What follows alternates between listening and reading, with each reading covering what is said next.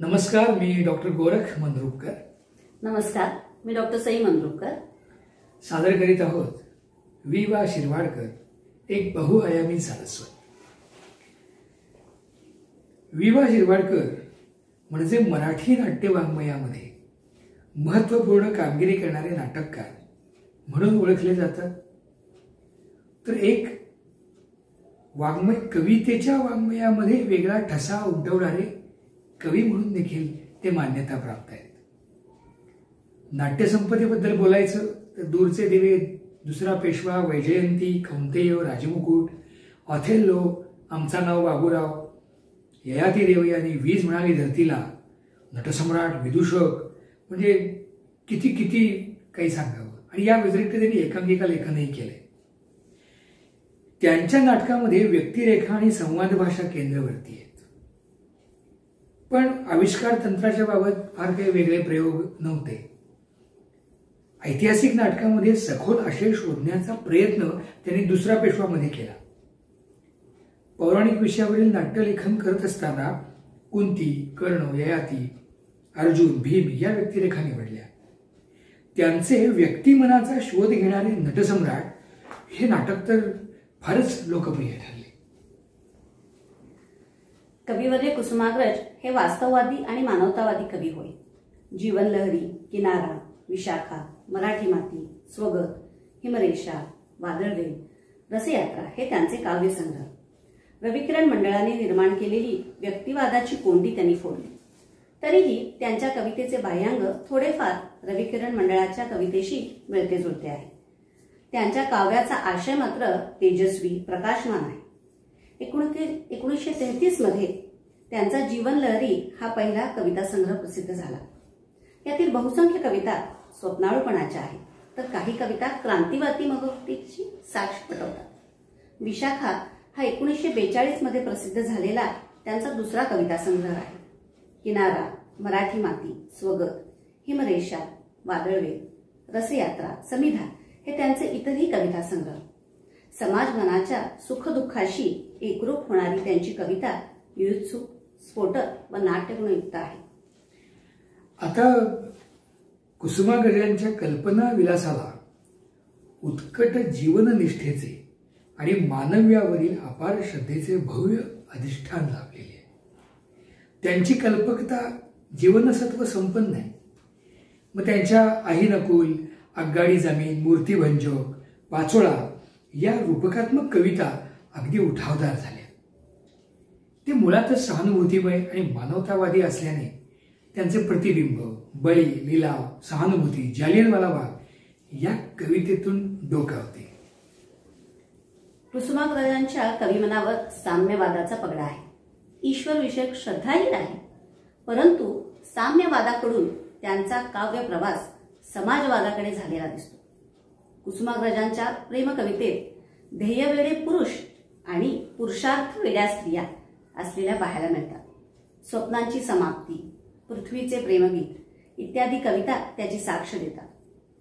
काही कवितांतून निसर्ग सौंदर्याचे उत्कट चित्रण येते. उषक्काल, गोदाकाठचा संधिकाल, वर्षागमन इत्यादी कुसुमाग्रजांच्या काव्यात केशवसूत, गोविंदाग्रज, तांबे अशी तिन्ही संप्रदायाचे गुणविशेष एकजिन्सी झालेले आहेत. कुसुमाग्रजांचे काव्य म्हणजे कल्पनांची चेरापुंजीच म्हटले आहे.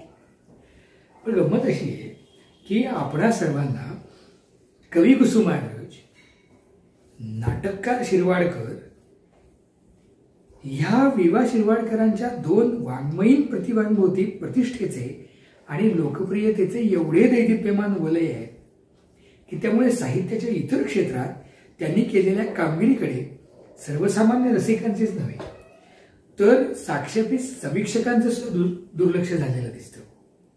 म्हणजे आदरणीय कवयित्री शांता शेळके म्हणतात की त्यांचं इतर क्षेत्रातलं कर्तृत्व हे सामान्य नाही की उपेक्षणीय नाही.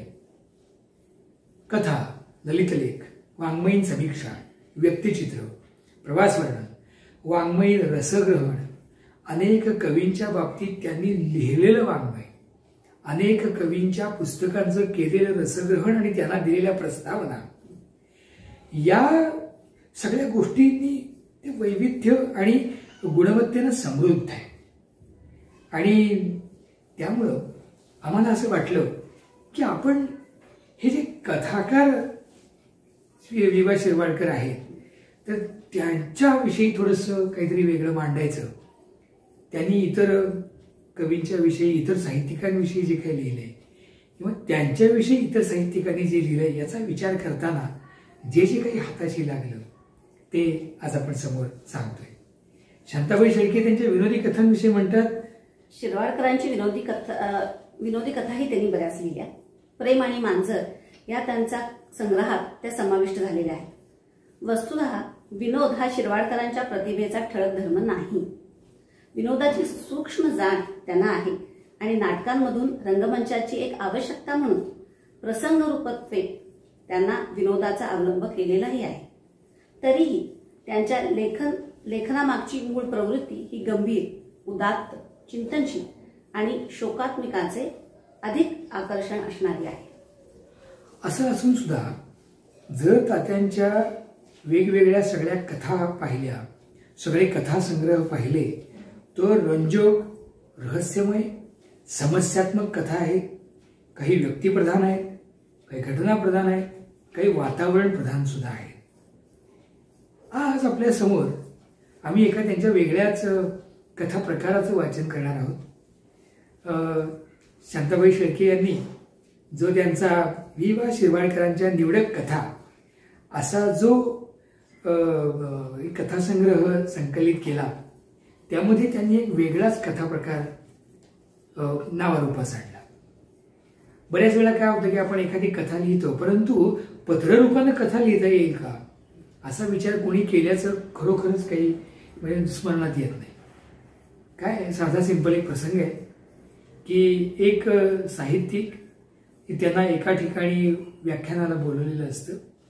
ते तिथे जाऊन येतात आणि आल्यानंतर ते बोलवल्याबद्दल एक पत्र लिहितात आणि मग त्यातून पुढे इतकं काही गोंधळ निर्माण होतो की शेवटी इथून पुढे व्याख्यानमालेला कोणत्याही साहित्यिकाला बोलवायचं नाही अशा निष्कर्षापर्यंत ते येतात. आणि त्याचं अत्यंत एक वैशिष्ट्यपूर्ण वर्णन त्यांनी केले. कथेचं नाव आहे पत्रास कारण की.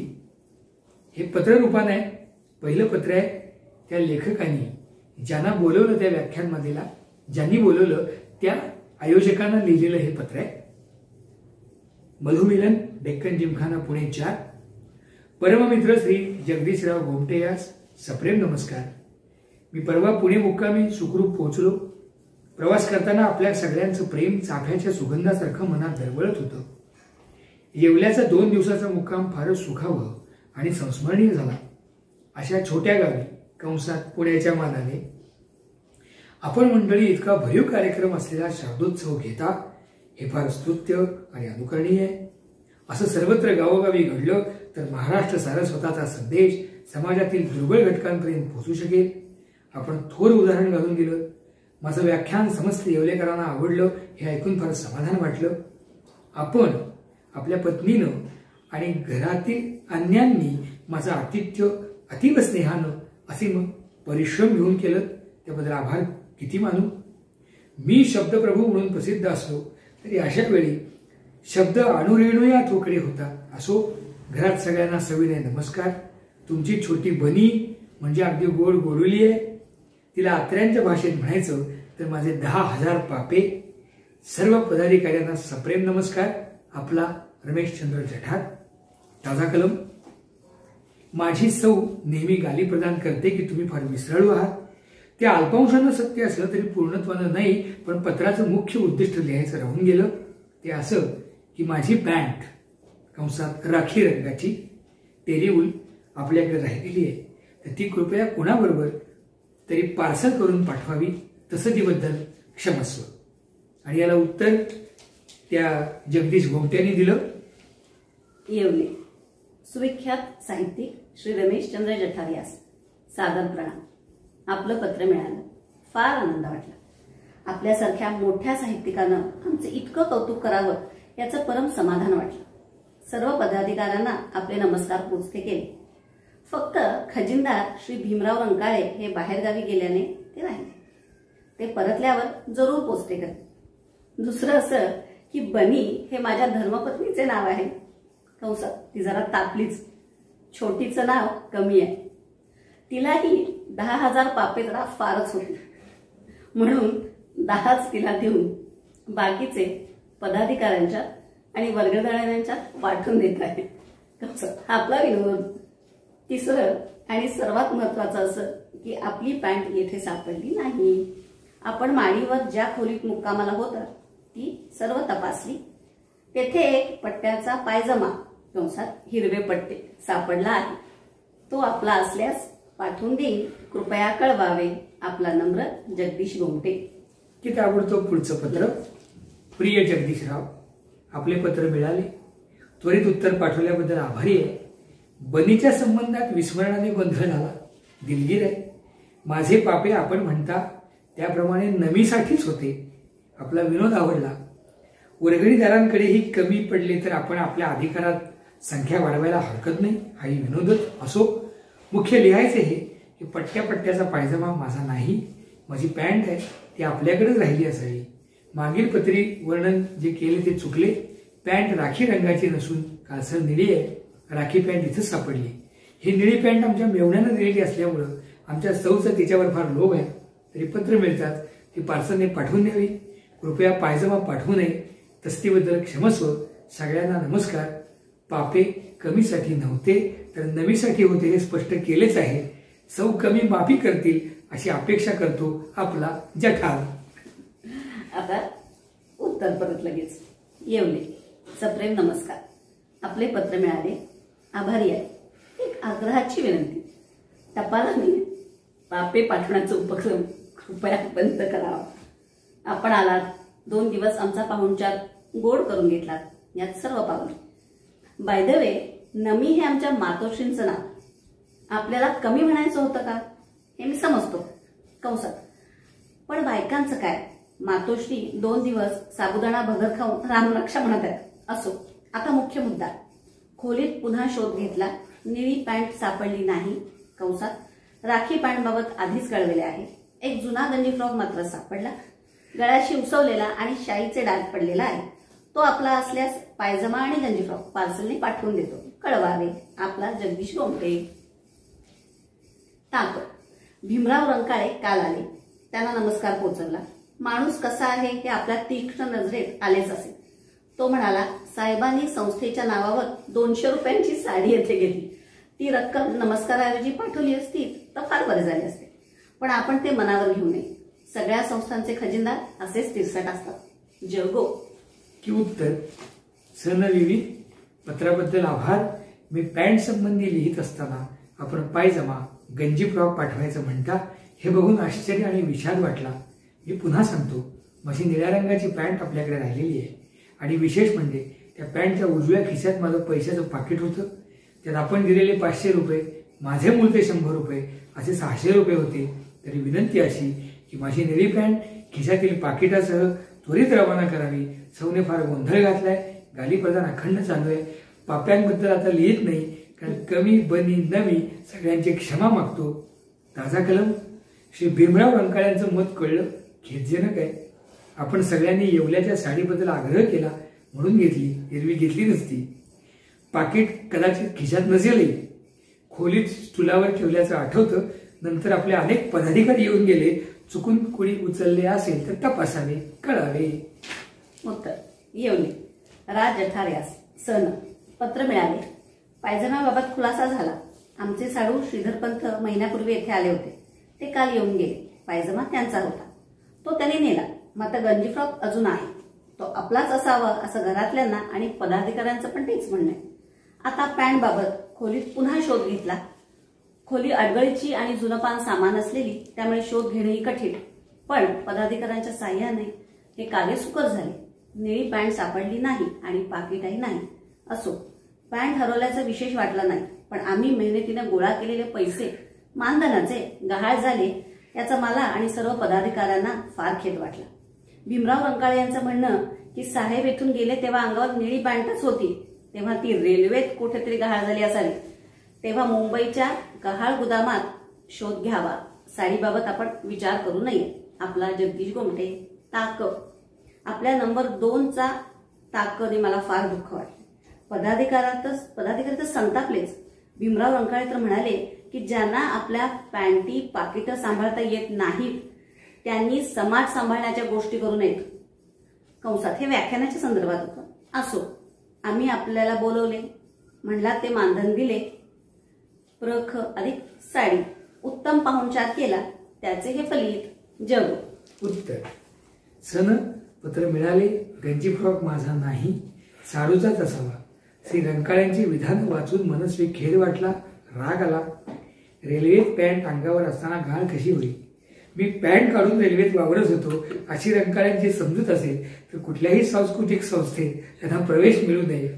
आता पाहुणचाराचा उल्लेखच आपण केला म्हणून स्पष्ट लिहितो. आपल्या त्या गेस्ट रूम मधील 2 रात्री मी भिंतीवरच्या पाली आणि अंगावर येऊ घातलेले उंदीर यांचं पारिपत्य करण्यात जागवल्या. नाणीघरात टॉवेल म्हणून मला फरशी पुसण्याचा तरटाचा तुकडा देण्यात आला होता. हे आपल्याला समजले नाही का. असो, हा सगळा इतिहास होता. Berry the date. पत्राचं मुख्य उद्दिष्ट रंकाळ्यामुळे विसरलो. अतिशय आनंदाची, म्हटलं तर सुखांत बातमी आहे. पॅन्ट सापडली, पाकिट सापडलं. निळी काळसर पॅन्ट अस्तित्वातच नव्हती. 6 महिन्यापूर्वी सौनी ती बोहाणीला देऊन एक पातेलं घेतलं होतं. विस्मरणाने तीच पॅन्ट मी घातली असं मला वाटलं. नेलेली पॅन्ट बिस्किट रंगाची होती. शोध चालू असताना ती सापडली. ती घरीच होती अशा समजुतीने तिच्याकडे लक्ष नाही दिलं. असो, हरवलेल्या गोष्टी सापडण्यापेक्षा न हरवलेल्या गोष्टी सापडण्याचा आनंद केवढा मोठा असतो हे आमच्या प्रत्ययास आलं. आपल्याला या प्रकरणी बराच त्रास दिला. क्षमस्व. रमेशचंद्र जठा. येवले. श्री जगदीश गोमटे, कार्यवाह. आता मात्र गंमत काय झाली की हे सगळे पत्र प्रपंच झाल्यानंतर खजिनदार रंकाळे चिडले आणि खजिनदार रंकाळ्यांनी त्या गोमटेनाच पत्र लिहिलं. आणि शेवट कसा केला पहा. श्री जगदीश गोमटे, कार्यवाह, साहित्य संगम यांसी. येत्या रविवारी संस्थेच्या कार्यकारी मंडळाची बैठक आहे. या बैठकीसाठी मी पुढील ठराव मांडत आहे. यापुढे संस्थेमार्फत होणाऱ्या शारदोत्सवासाठी कोणाही साहित्यिकाला बोलवू नये. त्याऐवजी फक्त नकलाकार, गायक, कीर्तनकार, भोपे व सर्कसपट्टू इत्यादींना आमंत्रण द्यावे. कोणाला अपवाद म्हणून बोलायास येथे आल्याबरोबर त्याच्या अंगावरील आणि बॅगेतील सर्व कपड्यांची रंगवार यादी अध्यक्षांसमोर करून तिची एक प्रत पाहुण्यांकडे आणि दुसरी संस्थेच्या दप्तरी ठेवावी. कृपया नोंद घ्यावी. आपला भीमराव रंकाळे, कंसात खजिनदार. आणि गंमत म्हणजे तात्याने लिहिले की याला आधार जो आहे तो एका ऐकलेल्या प्रसंगावरून आहे. म्हणजे कदाचित असा एखादा प्रसंग घडला असावा. आता आपण शेवटाकडे येतोय. मला हेच यातून सांगायचं होतं की आपल्याला एक उत्तम कवी, प्रख्यात नाटककार म्हणून तात्या माहिती होते. पण कथांमध्ये सुद्धा असं काहीतरी वैविध्यपूर्ण लेखन त्यांचं आहे. त्यामुळे सगळ्यांना विनंती आहे की आपण खरोखरच त्यांच्या कथासंग्रहातील एक एक कथांचं वाचन हे आपल्या रंगगंध कलासक्तच्या या मंचावरती करायला खरंच काही हरकत नाही. शेवट मी यांनी सांगेन की नारायण सुर्वे आणि बालकवी या दोघांवरही तात्यांचं प्रेम. नारायण सुर्वेंच्या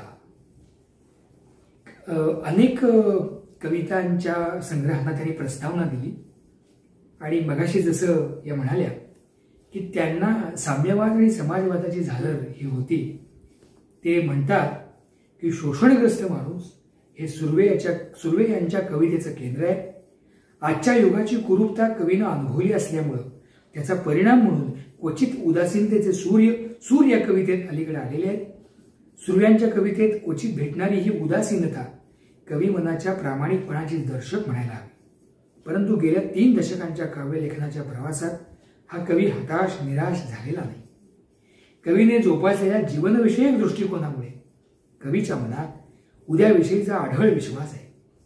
आजच्या या अर्धकोटी उपेक्षित जगाच्या दारात स्वप्नाचा खजिना घेऊन उद्याचा सोनेरी रथ लवकरच येऊन उभा राहील असा ठाम विश्वास सुर्वे यांच्या कवितेमध्ये आहे. आणि कोणत्याही शस्त्रापेक्षा प्रभावी ठरणारा हा विश्वास हे या कवितेचे वैशिष्ट्य आहे. म्हणजे तात्या सुद्धा स्वतः किती आशावादी होते हे या त्यांच्या शब्दातून दिसून येतं. शेवट मी सांगेन, बालकवींच्यावर त्यांचं खूपच प्रेम होतं आणि त्यांचं फुलराणी हा जो सगळा कविता संग्रह आहे त्याचं रसग्रहण त्यांनी खूप छान केलं होतं तात्यांनी. जेव्हा बालकवी गेले आणि त्यांच्या त्या काही अनेक वर्षांनी त्यांच्या पुण्यतिथीनिमित्त त्यांनी लिहिलेला एक खूप छान लेख होता आणि त्यामध्ये ते म्हणतात की बालकवी म्हणजे काव्य विश्वात उतरलेला एक राजहंस, इंद्रधनुष्याच्या शलाका आपल्या चोचीत वाहणारा, आकाशातील तारकांनी आणि जमिनीवरील सुमनांनी ज्याला आपलं म्हटलं होतं असा मृणाल हृदयाचा कवी. त्यांच्या हृदयाचे दुकुल वस्त्र मृदुतम धाग्यांच्या उभ्या आडव्या धाग्यांनी विणले होते. त्यावर लुसलुशीत तुडांकुडांचा कोमलपणा होता. आणि शेवटी ते म्हणतात, ही घटना घडली जळगाव जवळील बांडळी या स्टेशनच्या आवारात. महाराष्ट्र वाग्देवतेच्या गळ्यात ही काव्य रसिकाची माळ गळ्यात घालणाऱ्या या कवीच्या शरीराचे तुकडे जेव्हा पोत्यात घालून नेण्यात आले तेव्हा एखादी फुलराणी फुलता फुलता थांबली असेल, एखादी चांदणी चमकता चमकता थबकली असेल. म्हणजे क्रांतिकारी कविता असतील, शब्दबंबाळ संवाद असतील, अतिशय मनाला भावणारे असे संवाद असतील, व्यक्तिमनाचा ठाव घेणारे संवाद असतील, कथा असतील, प्रस्तावना असतील, इतरांविषयीचे लिखाण असेल, एक नक्की या बहुआयामी सारस्वतांनी मराठी खऱ्या अर्थाने समृद्ध केलेली आहे. आज त्यांच्या जन्मदिनानिमित्त, मराठी राजभाषा दिनाच्या या निमित्ताने आपण हा जो कार्यक्रम इथे सादर केला आणि आम्हाला संधी मिळाली त्याबद्दल पुनश्च एकदा सगळ्यांचे आभार. धन्यवाद.